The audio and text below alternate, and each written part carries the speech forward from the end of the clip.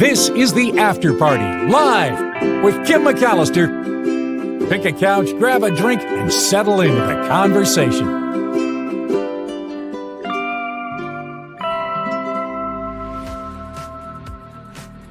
It is the After Party live on a Friday, but we will not have Tim Sika today. He is unable to join us. I'm so sorry about that.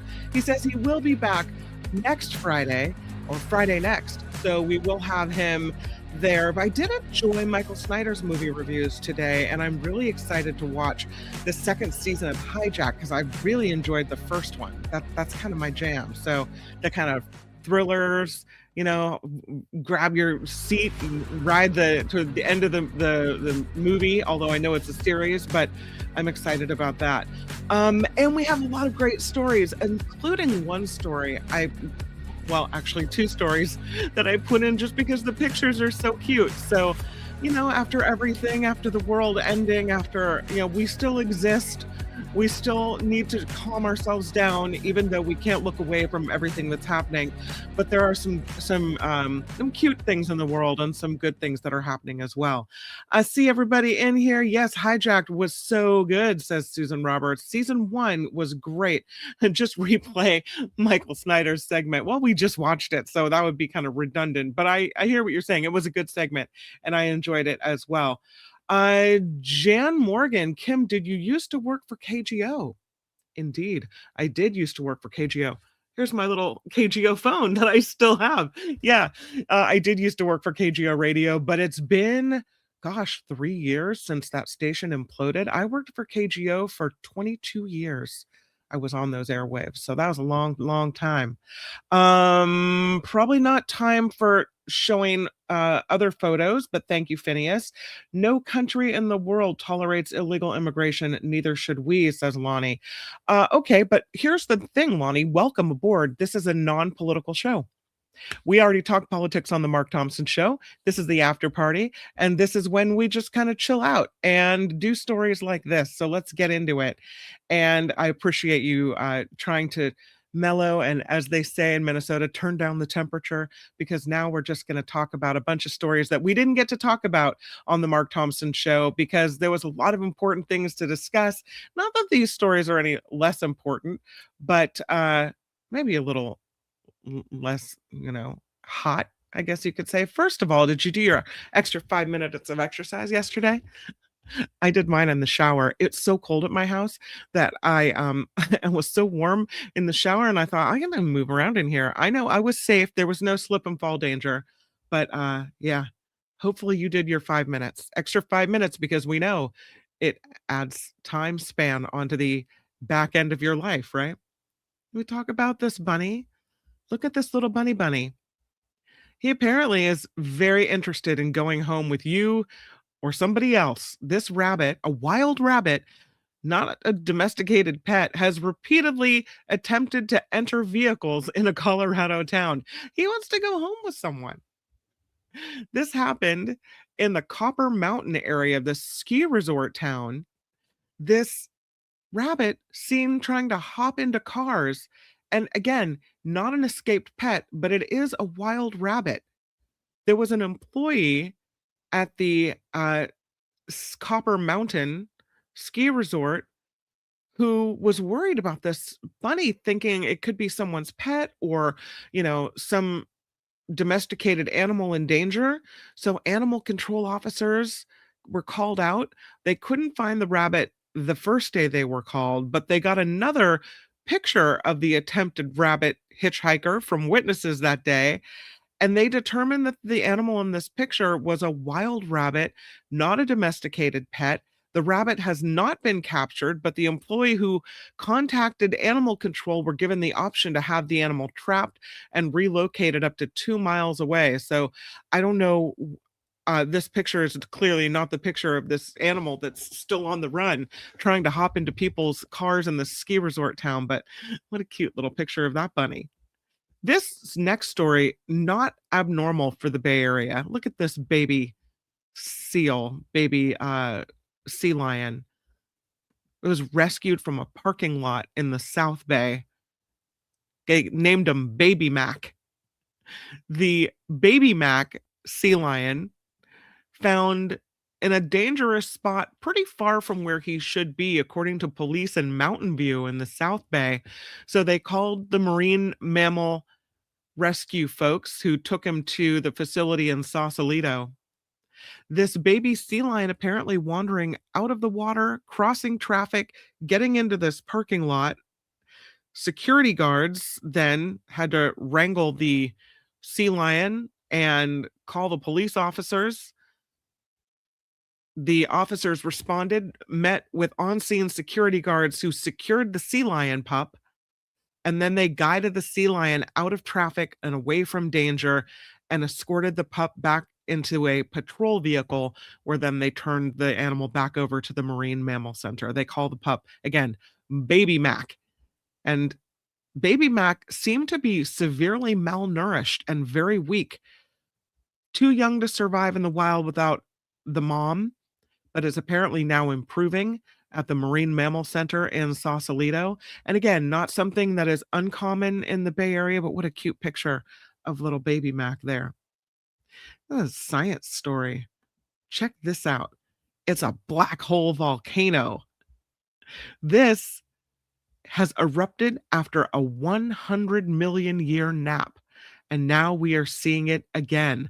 The plasma jets being shot out are nearly 10 times wider than the Milky Way. This is a supermassive black hole reawakening inside a distant galaxy cluster after almost 100 million years of inactivity. And now astronomers say, that's making up for some lost time here. The study on this was published today in the monthly notices of the Royal Astronomical Society. The name, very sexy. They call it J1007 plus 3540. And they say it's erupting like a volcano and shooting plasma across interstellar space. It's almost like space sex. Did I say that? This black hole, now there's all kinds of metaphors, aren't there, is not constantly devouring its galactic neighbors. It can lay dormant for eons, they say, but when one of these massive entities finally reawakens, the display is not only impressive, it illustrates the battle between cosmic forces of itself and the pressures of the universe around it. And that was captured by this team from Mindapur City College in India. These supermassive black holes emit radio-emitting plasma. But this one, they say, is really unique.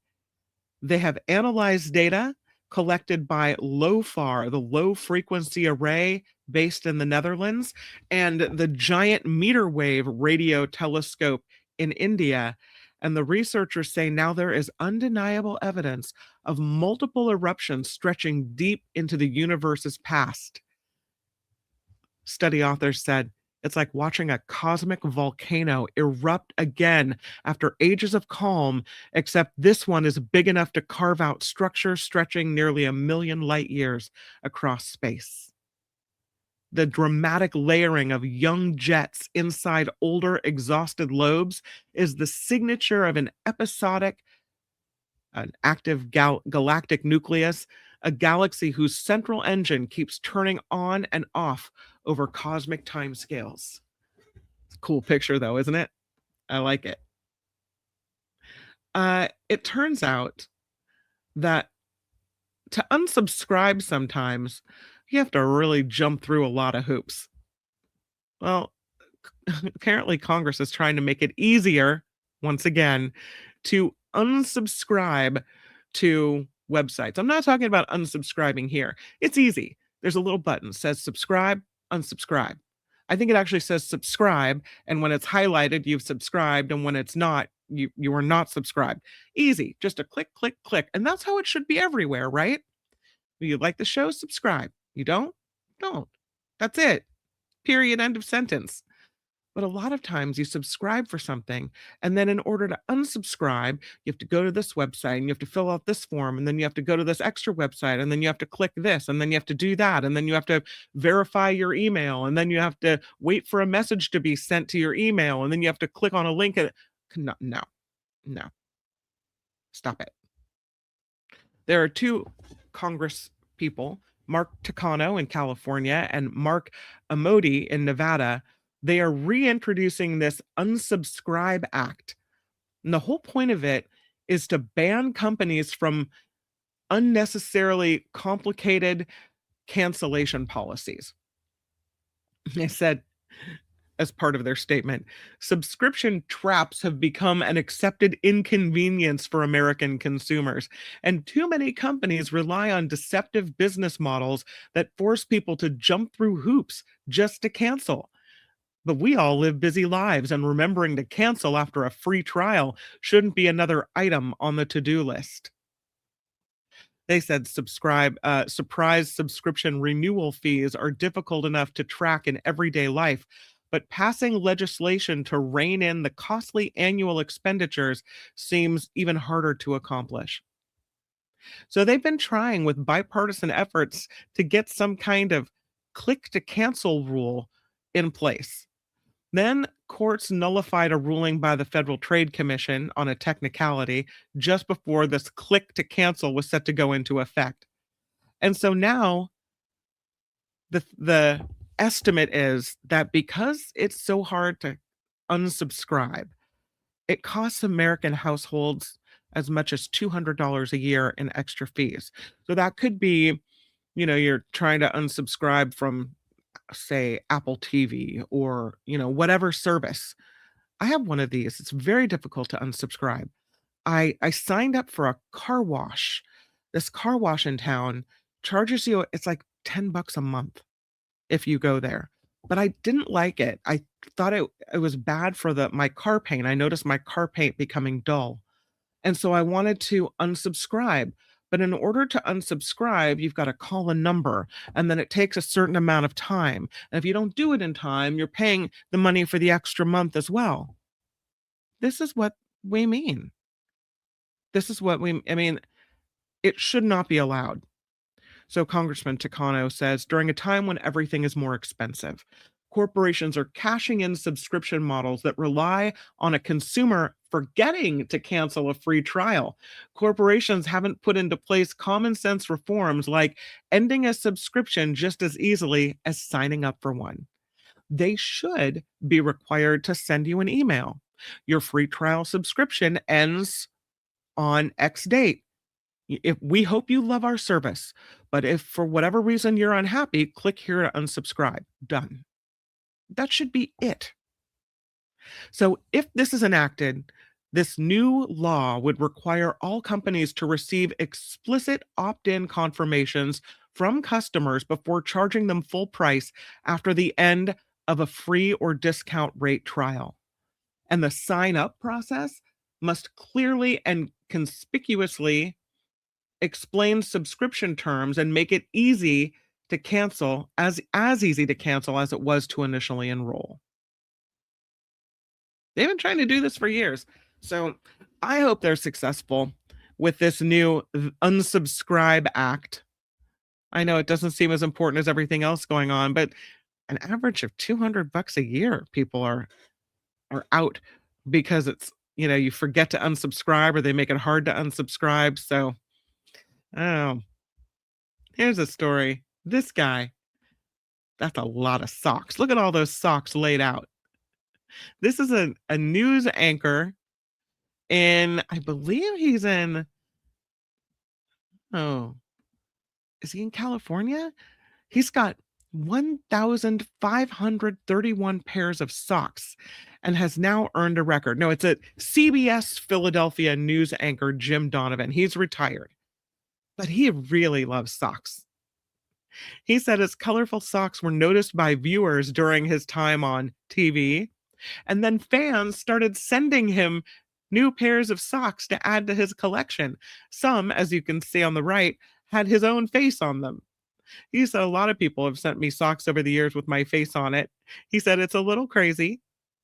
He officially earned the title of the world's largest sock collection upon his retirement.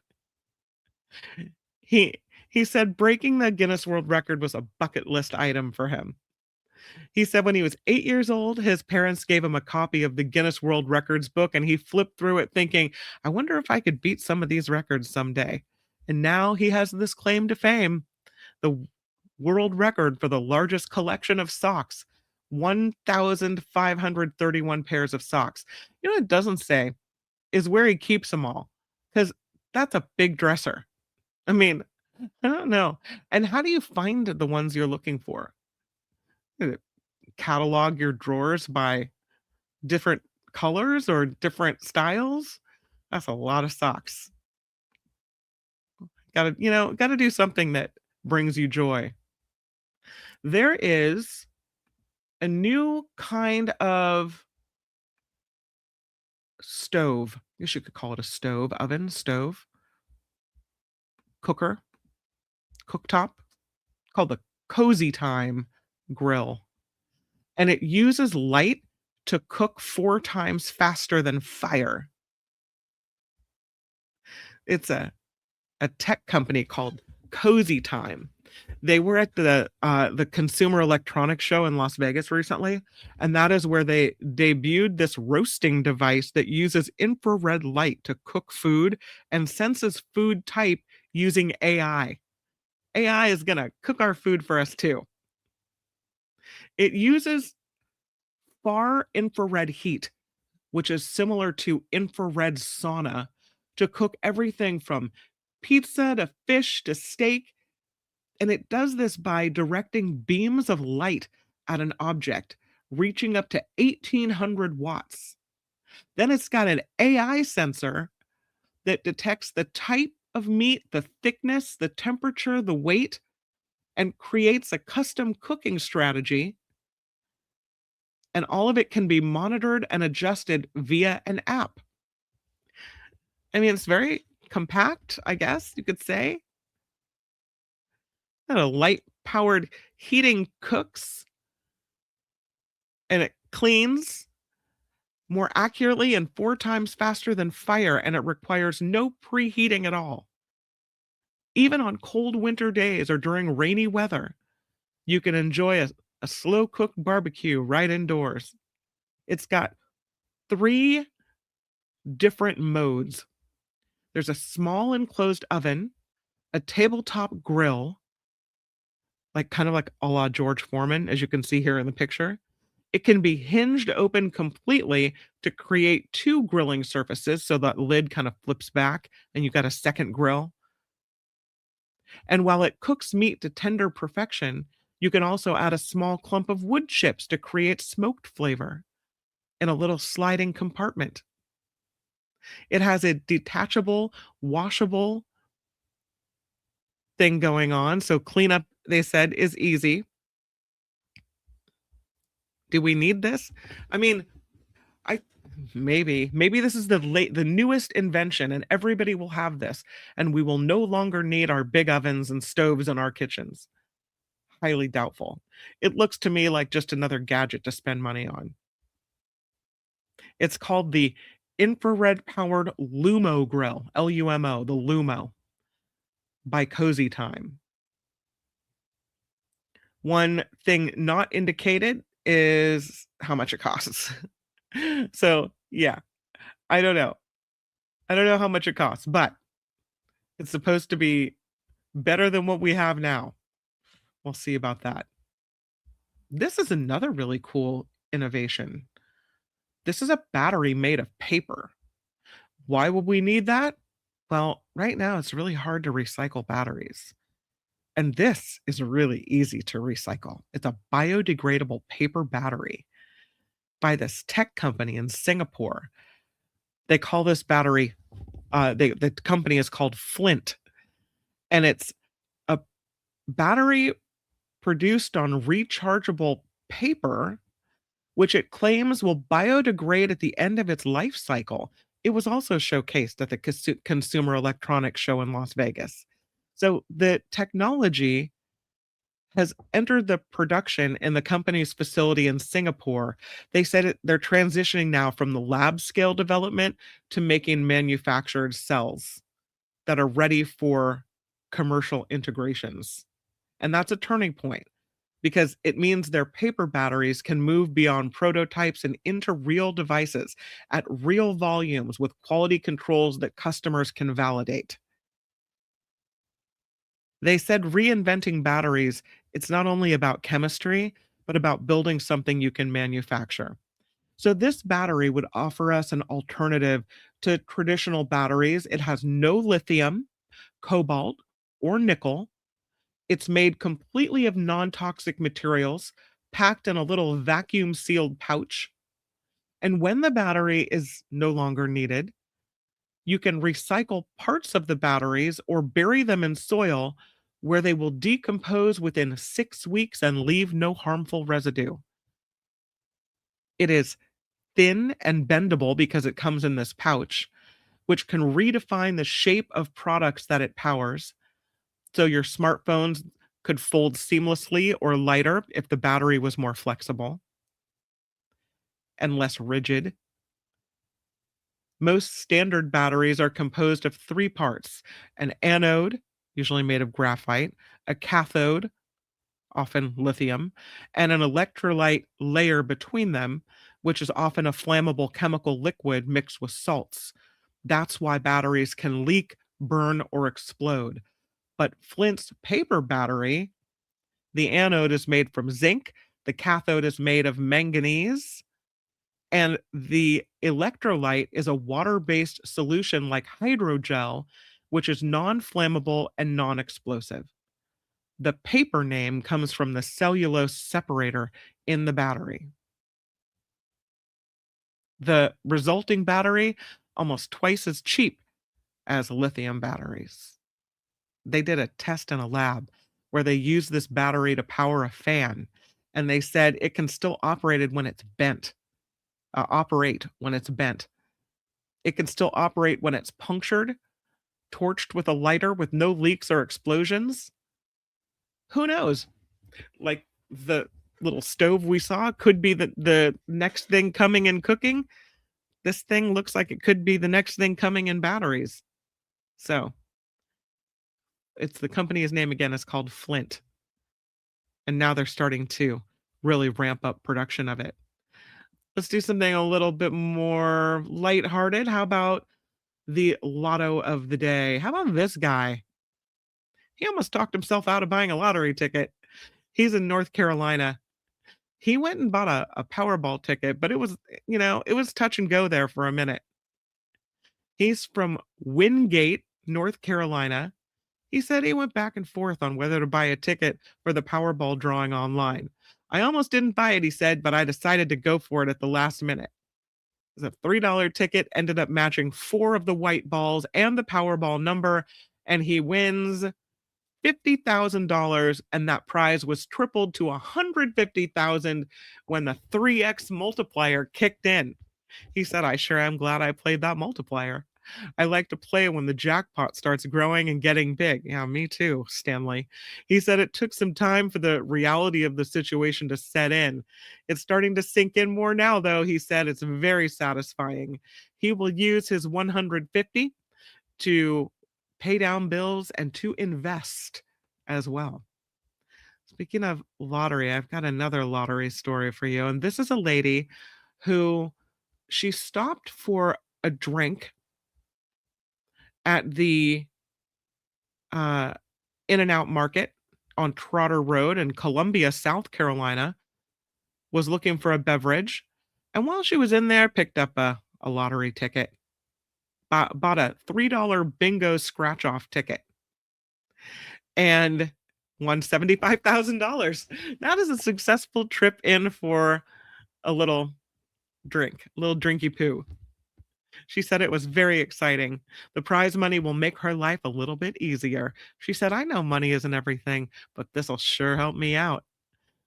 And off she goes with her $75,000 prize and her, I don't know, whatever she bought, soda, tea, into the world. There's a story I saw that makes a lot of sense. Here's the headline: ordering takeout or calling the dog walker may lead to a happier relationship. Well, of course, because you have more time to spend with each other, right? And there's less stress, less fighting about who's going to do what. Couples who spend money on time saving services like getting takeout, hiring a housekeeper, calling in a dog walker, hi, Jim, report greater relationship satisfaction, especially during stressful periods. This, according to a behavioral scientist and professor at Harvard Business School who studies the trade offs people make between their time and their money. Her name's Ashley Willens. She says when you spend money to save time, like hire an accountant, a babysitter, a cleaner, you feel like you have more control over your life. And that sense of autonomy boosts well being. Now, she says, not everyone can afford to outsource bigger household chores, but even a little bit can help. And she is advising couples to take a time audit, examining how they spend their hours and what small changes could reclaim even a few moments. She said people underestimate how much these choices matter, that it's not about luxury, it's about freeing up time to connect. I would also say that if you don't like the way someone does something, like maybe you don't like the way someone cleans the bathroom. You're not satisfied with, you know, the timeliness of someone fixing a ceiling fan, like whatever it is. That's an example from my house. Uh Maybe hiring someone to do the job takes away, the pressure on the person who mm, is being tasked with that, and then the fights ease up over stuff. You're not trying to nag on someone constantly to get something done or fix something around the house. But sh- Willen says just outsourcing chores isn't a magic fix. It's about being intentional with the time you get back.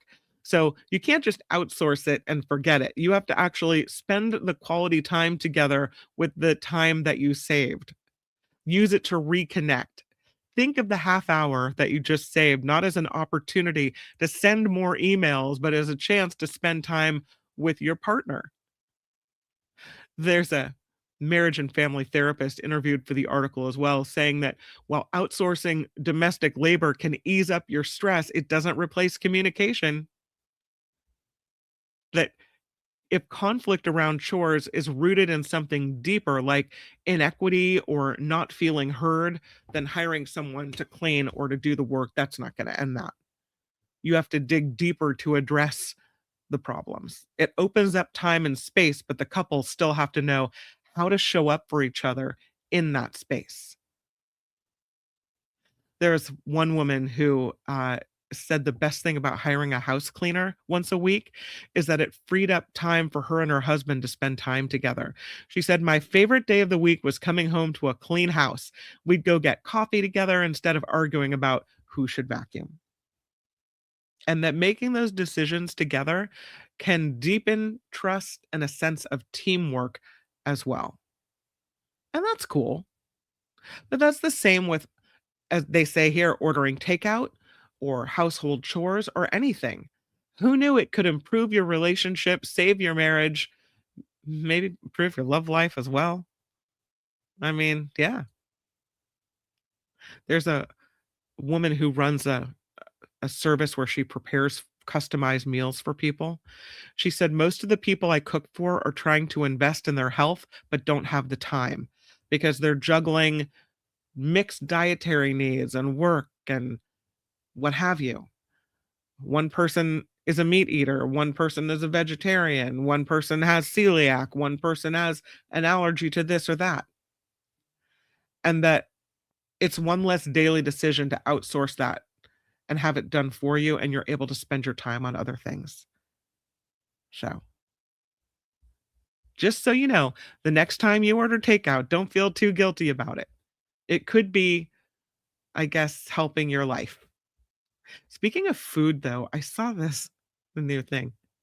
It's a new French fry box. It's called the Heinz Dipper because it has this little pop out thing where you're supposed to squeeze your ketchup into it. Does this not just look like a mess waiting to happen in your car?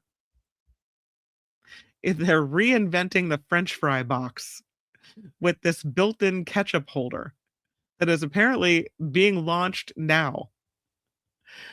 They see, I don't know if they're thinking people are going to eat French fries in their car, and that some people try to open a ketchup packet and spill it all over their lap. You ever do that? You open ketchup packets in the car.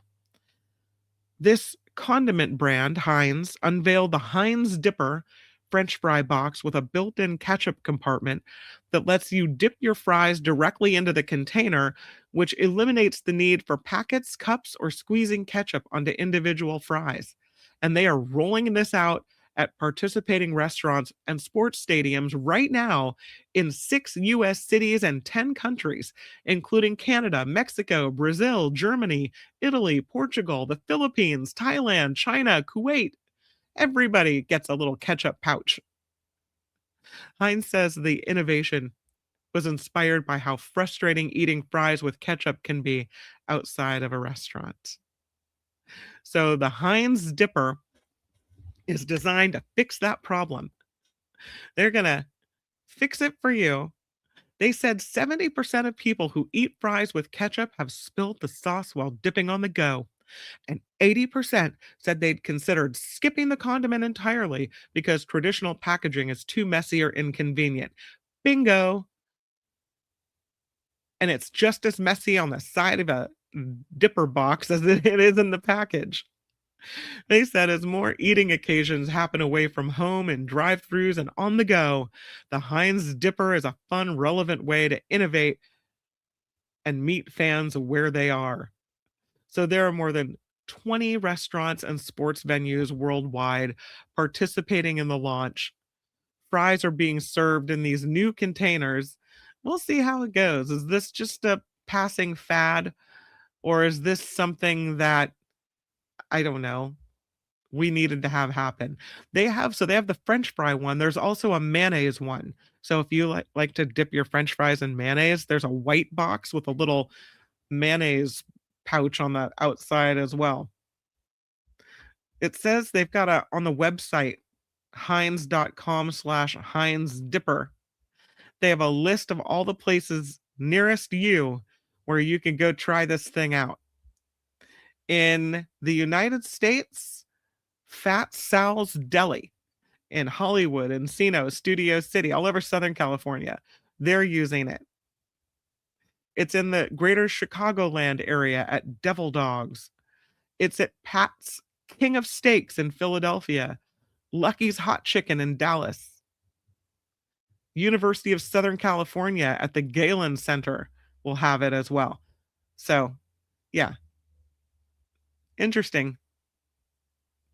Maybe if anybody comes across one of these things, let me know. Did it make your life better? Did you like it? Or is this just another passing thing that we can look away from? I thought this was really cool. Don't look away from this. What's it look like to you? I'm going to the chat, see what you guys have to say. What is this? What's it look like to you? What do you think? Anybody have a guess? What is that? What do you think? When you look at that picture, what do you see? A time tunnel. A human in a spool of wire, says Phineas.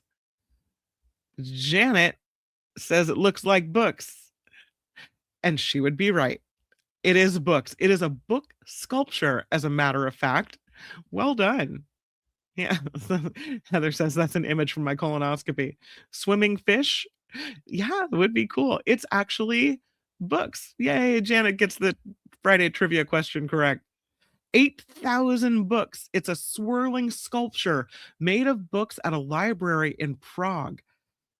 It's called Idiom, is the name of this sculpture, and it looks like a seemingly infinite tunnel of books, and it's set up with their municipal library. It better be set up for a long time because If it's only a temporary installation, think of how long it would take to clean all those books up. And they say, actually, uh, this has been around for a long time. It is featuring roughly 8,000 books stacked into a tower. Mirrors placed on the top and bottom give the illusion of infinite length, and a raindrop shaped entryway invites visitors to peek inside the wormhole, almost like you're disappearing inside of a good book. The idiom is meant to symbolize the infinity of knowledge. According to a description on the sculpture on the library's website, books are like bricks to the artist, but they contain much more information, destinies, stories, and knowledge, and he puts them in the form of dwellings, primitive on one hand, infinitely intelligent on the other.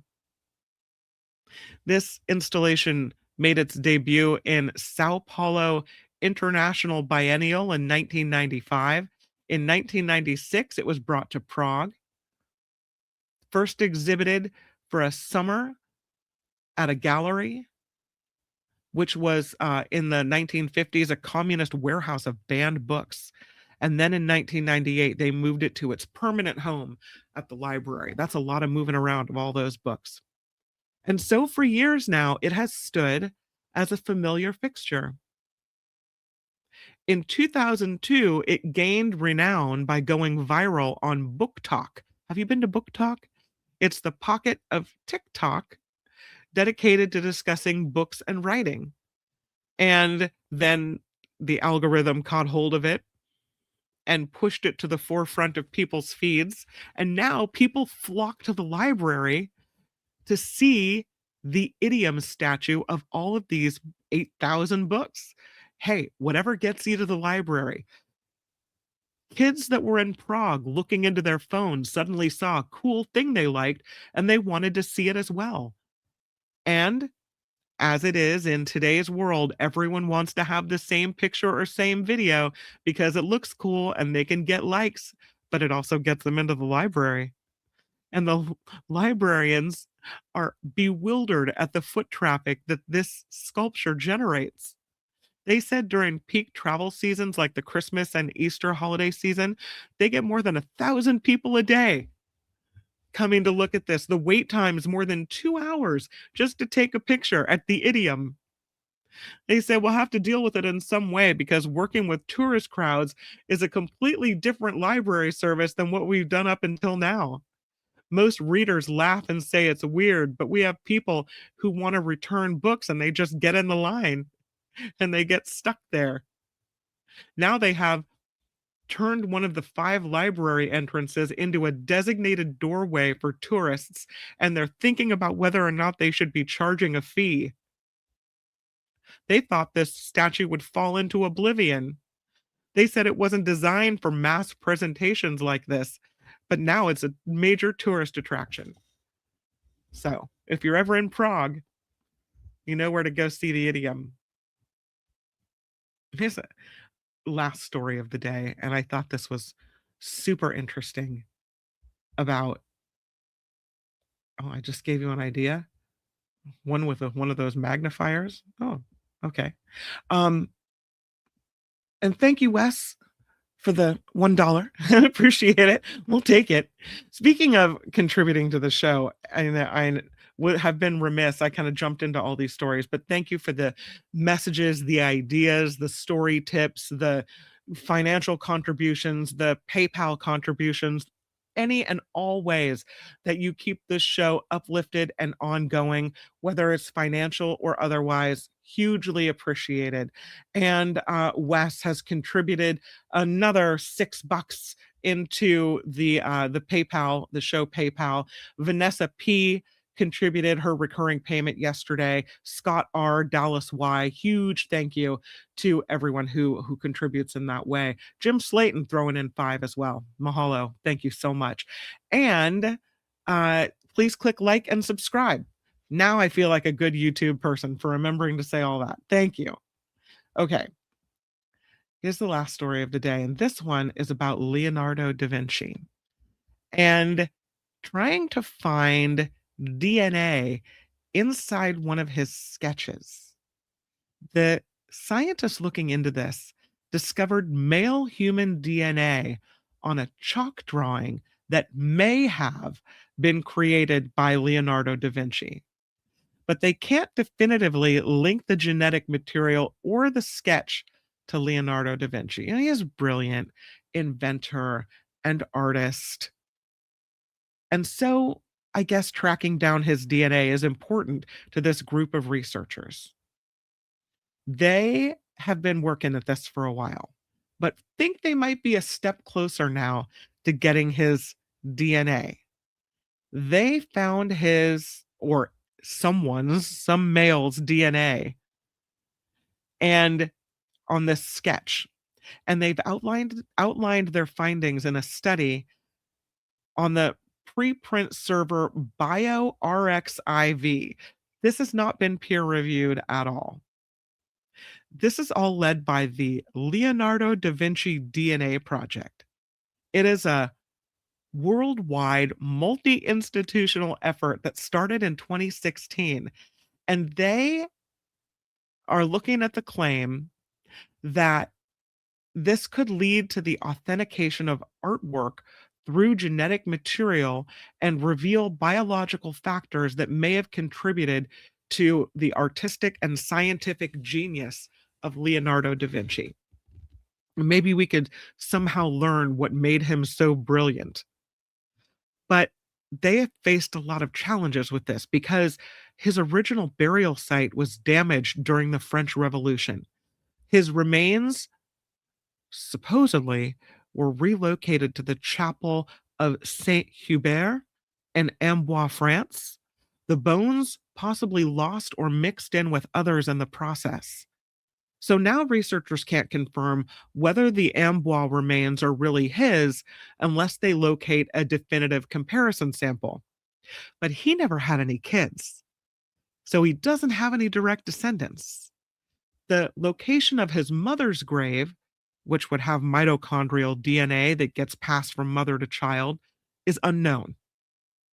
And the team hasn't been able to investigate the tomb of his father, Ser Piero da Vinci, in Florence.